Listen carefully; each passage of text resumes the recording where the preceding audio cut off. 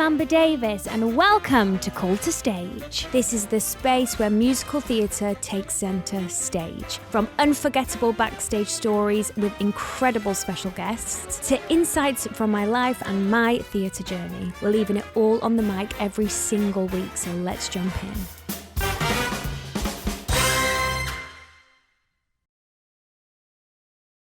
Hello, welcome back to Call to Stage with me, Miss Amber Davies. Now, I have someone next to me whose surname holds a lot of weight in this industry. I am actually pinching myself that I have the fabulous Zizi Strallen here. Hello. I can't believe it. Oh my God, can I have an autograph, please? Oh, give over. Honestly, have yours. Can I just say, when I was growing up, to me, like, the Strallen sisters were like, you still are like the be all and end all. Me too. Like my Strallen sisters, they will always be my biggest inspiration. Do you know what I mean? I love that from your yeah. perspective. Always. Like, Is it just the perfect little bubble? Yeah, I mean, God, you know, it's like a family business. It's like I always think of it as like if we were all hairdressers or if we all ran the family butcher or something. Do you know what I mean? Yeah. We'll get into the sister situation later on because obviously I'm in the same situation. Yeah, My of sister course. is in the industry too. And, you know, it's wonderful and complicated all at the same time. Yeah. You know? Yeah. However, I've got one question that I ask everyone. Mm-hmm. Pick any role you've ever done. Okay. Pre-show ritual. This is really weird, but when I was playing Mary Poppins, I used to listen to like really hardcore gangster rap. Before, and actually when I was on tour playing Mary Poppins, they had to move the kids' dressing room in one of the venues because it was like opposite mine and the music was really inappropriate for the children. Guys, But imagine the Mary Poppins just literally rapping. yeah, it was like almost needed that contrast. I don't know, before I then went on and played Mary Poppins. Like spitting bars in your dressing room at the Five. Not me, but yeah. I need to know, what is your go-to rap song to listen to? It's weird. There's a film called American Honey that's got Shia LaBeouf in it, and that soundtrack is all like hip hop tunes, and it's amazing. And that's the soundtrack I would put on. Okay. It's like proper hip hop. Okay, we'll be listening to that And tonight. of course, a bit of grime, like Stormzy and all of that as well. Oh, God, I love Storms. Yeah. Hit us up, Storms. Yeah. Come on the pod. Yes. Oh my God. So you trained at Arts Ed. Well, yes, kind of. Okay, tell me. So I went to Arts Ed from 11 to 16. So I did like the pupils school at Arts Ed. And then I went to London Studio Centre for like 2.5 terms. But it was their fault because they got me an agent, Right. the college. I auditioned for this show called Britannia High. Do you remember it? I don't. And it was terrible. Okay. But the casting directors from Britannia High then like helped me get an agent, and it was like a Yes, TV I program. do. Yes, I do. Years ago. There's some like amazing people that have come out of it. Like Pixie that's where I met like Pixie, and Ed Sheeran auditioned for it, and all his auditions are on YouTube of him dancing really badly. And yeah, Arlene and David Ian and people were involved in it. I do. That has literally just took me back to my childhood. Britannia High, guys.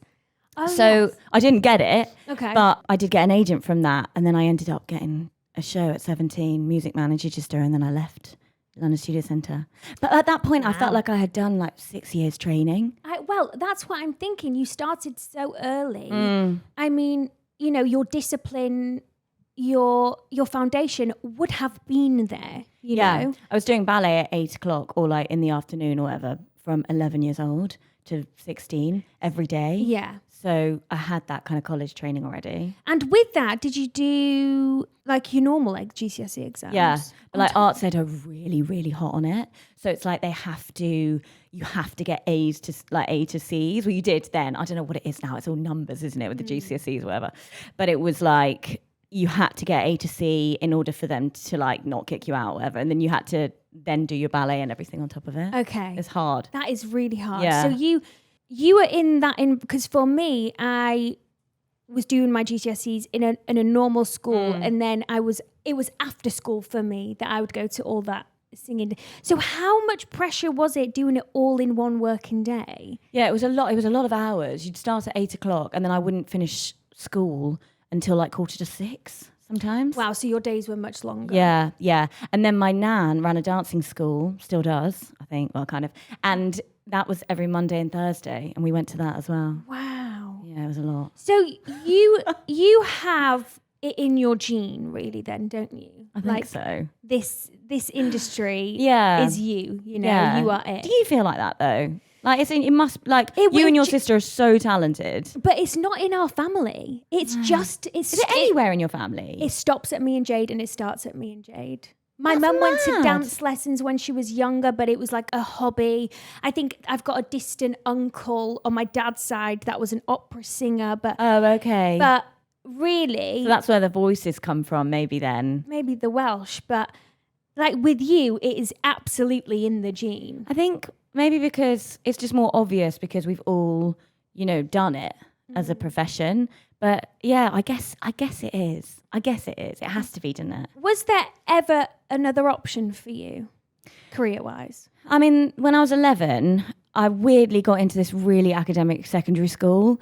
And I mean, I don't think I'm that clever now, but maybe I was when I was 11. And I got into this I got an academic scholarship to like the top third academic school or whatever. Zizi! No, it's stupid because now like you ask anybody and they're like, oh, I can't do 2 + 2. But yeah, I went to that school, but I hated it. And it was all, you were groomed to be a doctor or a lawyer at that school. So at that point, my parents were like, yes, go, don't do the industry, go and make some money. And then I begged my parents to let me go to Arts Ed. I've got a funny story about how I got to Arts Ed. Go on. So at the time, my parents really couldn't afford it. Okay. They were like, it's really expensive because Arts Ed is a really expensive school. And when I was 11, this is what I was like when I was 11, I wrote to Hammersmith and Fulham Council and said, please, can you find some way of giving me the money so that I can go to my dream school when I was 11? And they wrote me back and said, okay, you can come in and audition and you have to do a song and a monologue and a contemporary dance. And I did when I was 11. And they gave me like a bursary from the borough to send me to Arts Ed. And like, yeah. That is the most iconic, sweetest, heartbreaking story I've ever heard. My parents had nothing to do with it. They were like, we can't afford it. So if you want to go, you've got to get yourself there. So I did. That is, I never knew that. I don't think anybody knows that. No, I know. Yeah. So God, what an amazing story that is. Yeah. So you need to be very thankful to 11-year-old you for having the confidence and the passion to go out there and get that. I don't think I would be that ballsy now. I don't know. Maybe I think the older you get, the more you overthink things, don't you? Exactly. The fear gets in the way, doesn't it? So there was no other option for 11-year-old Zizi? No, there wasn't. And I really wanted to go. So I wrote to the council and said, please, can I audition for you to give me the money? I'm just imagining that, and that is just amazing. I remember my bursary audition so well. It was in like a gym, everything everything came down to that moment. Yeah. I'm not surprised you remember it. Yeah, exactly. I did a contemporary dance to Bad Day. Was it called Bad Day? You know that older, I can't remember how it goes. Da, da, da, da, da. Mad World, that was it. Mad World. Do you remember that song? Lol. What song did you sing? God, I can't remember. I can't remember that actually. Can you not? No. Wonder if it was something from Mary Poppins. No, it would have been something way too old for me, like Winner Takes It All or something. I think it was probably Winner Takes It All. I think it was. And I was giving it big, vibrato or something. I think it probably was. Love that. Yeah. Right, I'm going to just name a few things that Zizi's done.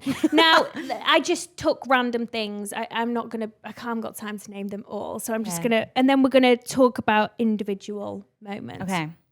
So we started Rock of Ages, Merrily We Roll Along, Dirty Dancing, Chitty. Yeah, that was when I was a kid, yeah. Scrooge, Matthew Bourne's The Car Man, which you won an outstanding female performance at the National Dance Awards. I don't know how I did that. Well, you did it. We'll delve into that. Was that just so random? Yeah. Really? Mm-hmm. It was. Well, I'd worked for the company before, but even that was random because I was doing Dirty Dancing at the Aldwych back in the day when it was in the West End. And I got this audition through for Matthew Bourne's dance company, And I thought, I'm never going to get in that. Like, no way. But I went and did this all-day audition. And actually, it was the best. It's the best company. I just love that company so much. Really? And Matthew Bourne is the most insane director. I love that he's directed Oliver now. Yeah. And he needs to direct films. And he taught me how to act. Like, he really did that, man. And I didn't speak in any of his shows. But so then years later, I was doing Cats. And he then offered me Lana in The Carman, which is like a show and a role that I'd loved my whole life, whole childhood. And yeah, it was just the most amazing feeling. It was when you're playing a role, have you felt this, like, you just feel like it's really right for you? Yeah. And you're like, I love this. You really needed that role to learn about who you actually are as a performer. Yes, exactly. And I wasn't even singing or talking, but it really just taught me about gravitas, and it taught me about going on a journey as a character. Yeah, it was amazing. I love that. Do you know what? Now that I'm thinking about it, I don't think I've ever heard a bad word about Matthew Bourne. No, you won't. And not a bad word. Even we had the tech team over at Back to the Future. A lot of them had just come from Matthew Bourne. They were obsessed, and they've all gone back there now to work with. Yeah, they do. With the production. No one leaves. Yeah, because it's just so. Shall I try and get that on my go-to list, Matthew? But probably not. Let's not. You could. Are you kidding me? You could. No. And then Follies, Strictly Ballroom, Pippin, concerts include Sunset Boulevard and Oklahoma. Yes, which is coming up. When is that? The 19th and 20th of August at Drury Lane. It's really soon. Drury Lane. Have you done Drury Lane before? Just Pippin recently, but not before that. Pippin was insane. Was it? It was such a shock in a way. It was like we just all got together. We all learnt our numbers at different times, kind of thing. I did this mad number that was so much pressure that I had to do this big old dance number and a big old belt and everything. But it's such a lovely role because you do that one number and then you don't do Act 2. Oh, yeah. Gorgeous. It's really good. But yeah, and then we all got together on the stage and it was like an explosion of theatre. It was mad. And the love for it was crazy. Can we see that? Yeah, they filmed it. Oh, they filmed it? Yeah, they filmed it and it's coming out like on Broadway HD or whatever that one is. Right, so we can actually see that. At some point, yeah. Amazing. I want to see you belting with your legs by your ears. Yeah, I do actually belt. I do this lift where I'm sort of like flat and then I get put up onto somebody's shoulder and then I have to belt a really high note and then like drop down. It was stupid. But Joe Goodwin is like such an amazing choreographer. Yeah. And we just said to each other, look, it's 2 shows. Let's just throw absolutely everything at this. Like, let's just really, give myself a challenge and just, throw everything in. I feel like that would be your middle name, like Zizi, give myself a challenge, Strallen. Yeah, like, actually. Let's push my body and my voice that. to the limit. Yeah. Yeah, why not? Go get her. You know what? I have this incredible fan. I don't know if you've met him. You probably have because he loves every kind of theatre. And he's called Samuel and he's German. And I saw him when I went to see Charlie in Crazy For You. And he said, oh my God, I love all these different choices that you're making in your career. He said, I feel like you're the Lana Del Rey of the West End. Oh. And I was like, there is no way I'm as cool as the Lana Del Rey of the West End. But that is now my new brand. Okay. Thank you. We will make sure that we advertise this as Lana Del Rey of the West End. But I will put it as my Instagram bio. Like, I'm here for that. We need to get a montage of your pictures next to each other. Oh, yeah. Lana I'm Del Rey literally of the West obsessed. End. No, I'm more like the Cat Dealey. Who doesn't love Cat Dealey? I love Can we her. just say? Oh my God. SMTV.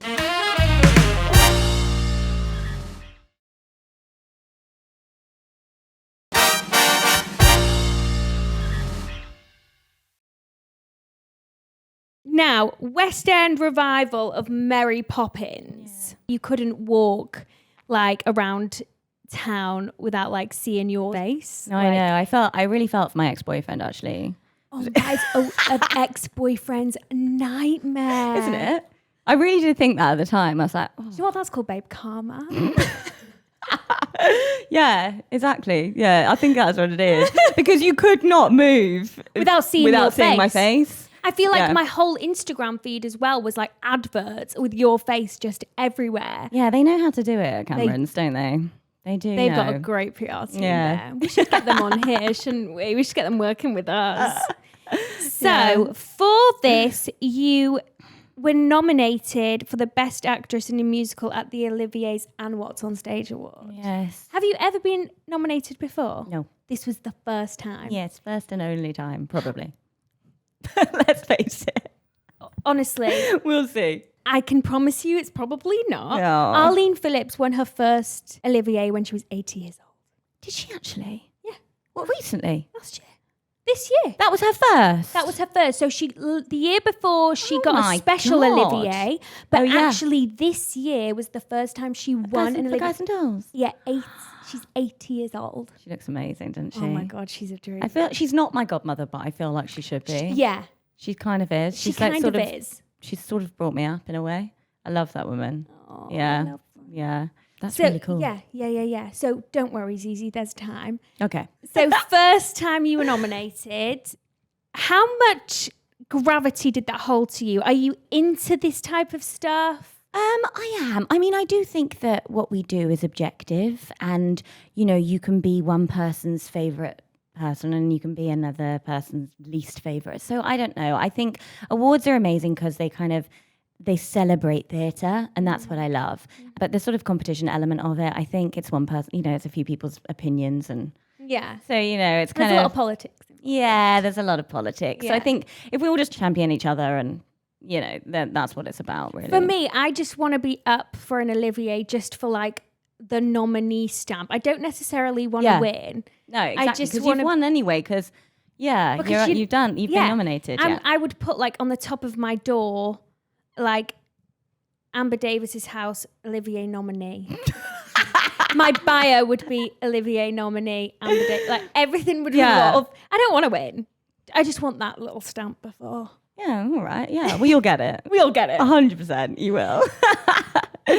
Yeah. So because you went on tour with it, didn't you, in 2015? Mm-hmm. And you also played the Royal Variety performance. Yeah. I really want to know about that because that is one of my dreams. Well, so I did it twice with Mary Poppins. Okay. The second time we did it when we were doing the show in London. Mm-hmm. That time was fine. That time I loved it. That time I had a really good time. Okay. The time before, I had gastroenteritis. I don't know if you've ever had it. Can you but explain to I us honestly what felt it like is? I was going to die. So it's sort of like the norovirus, like not to go too far into it, but it's like both ends, basically. Okay. And you're going to die. Like that's how it feels. So the night before, and it was when like One Direction were really big and Little Mix and everything, and they were there. And I got to meet all of them. But honestly, I was on death's door. And then I had to fly over everyone's heads at the Royal Albert Hall. In 7 pairs of pants. Like, yeah, it was. So that is my first, Royal Variety performance where I was in this harness going over the people's heads thinking, don't shit. Just don't. But isn't that so funny? Like, probably people watching that would have had no idea the trauma you were going through just to make hadn't sure. eaten 40 hours. Hadn't eaten, hadn't drunk anything. Because if I did, it would come straight back up. Yeah. They were really amazing. Cameron's, they'd put me in a hotel the night before because we were doing the show on tour in Bristol. So in London, they put me up in a hotel, and my mum actually came and spent the night with me in the hotel because I couldn't stop throwing up. And then I had to go and do this dress run and your voice, babe, after throwing up. Oh my God. And so when I watch that video back, I hate it, obviously, because I can just see myself just getting through it. Like I had to just get through it, and to me I'm like practically perfect, like shaking, can't sing. So the second time I did the Royal Variety performance, that was when I got to just actually enjoy it. So I'm glad that you had a second shot. Yeah. I really love that. Was that a career highlight of the Variety performance? Yeah, it always is. Yeah. So what royals were there? So the first time was Prince Harry. I don't know if he'd met Meghan at that point. I don't know. No, she he wasn't wouldn't there. have. I don't No. think he would have. And then the second time was William and Kate. And they were so tall. Oh, and also like, because I'm really, I'm really geeky. Like I'm terrible. I'm like the most uncool person. And there's a video that Charlie Stem absolutely loves where we sort of are talking to Kate or whatever. And then she walks away and I just go, Like Mary Poppins is like, it was awful. But yeah, I was so starstruck, and they're so tall. And I was just looking up at them like, hi. I can't believe that you literally sung. Because there would have been a moment where they were just looking at you. Can you believe that? Yeah, and they're so lovely as well. When you speak to them, they're just like, I think he said like, oh, how's the show going? You tired? Yeah. Oh, how's your voice feeling? Yeah, literally like that. We were like, Hi. Bow down. Yeah, literally. You don't curtsy, did you? No. Did you no. I think we shook their... That was to the Queen, wasn't it? We shook their hands, I think, yeah. They were lovely. Shake your hand. Yes, royalty. Can you imagine? I'm washed since. No. I haven't washed my hands. Yeah, no. You've had lots of experience with telly, haven't you? Bits and bobs, Bits and bobs. Mm-hmm. You filmed Cats in 2019. The hit movie musical, yeah. Hit movie musical. The massive smash hit Cats. Smash hit Cats. And Cinderella. Yes, yeah.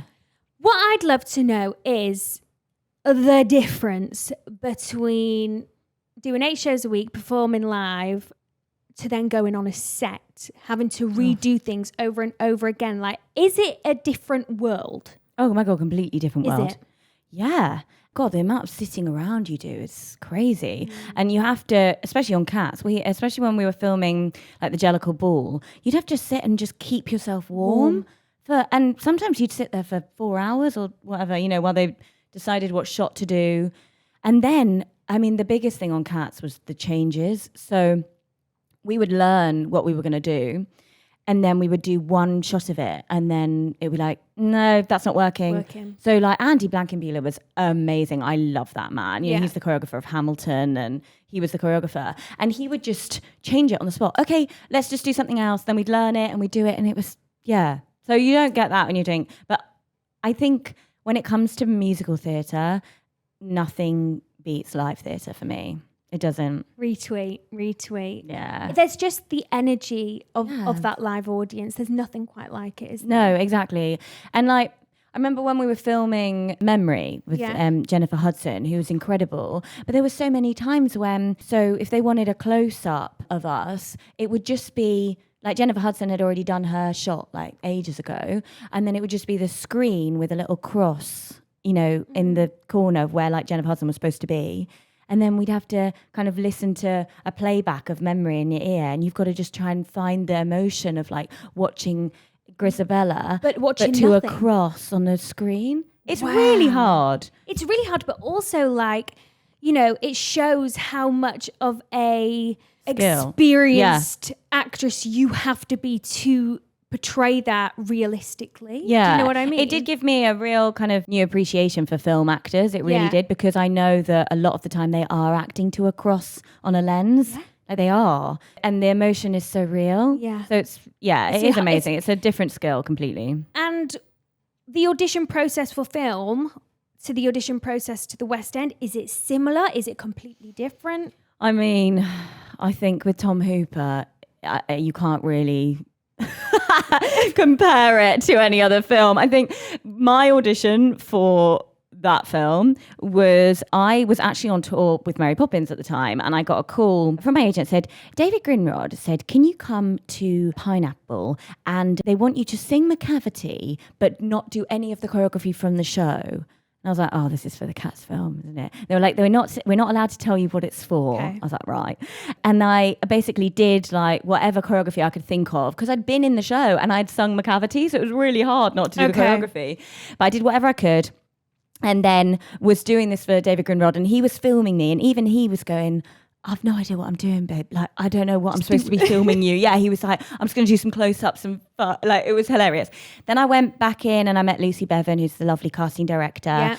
And then I had to do a screen test for Tom Hooper, where they were trying out lots of different furry faces at that time. So it was potentially going to be prosthetics. And I had like fur on my face and a big like, it was crazy, and whiskers. And I had to do McCavity for about 8 hours in a studio over and over again. Thank God you got it. Improvising the choreography. Yeah, it was mad. So completely different. Polar opposite to what a musical theatre audition looks like. Yeah.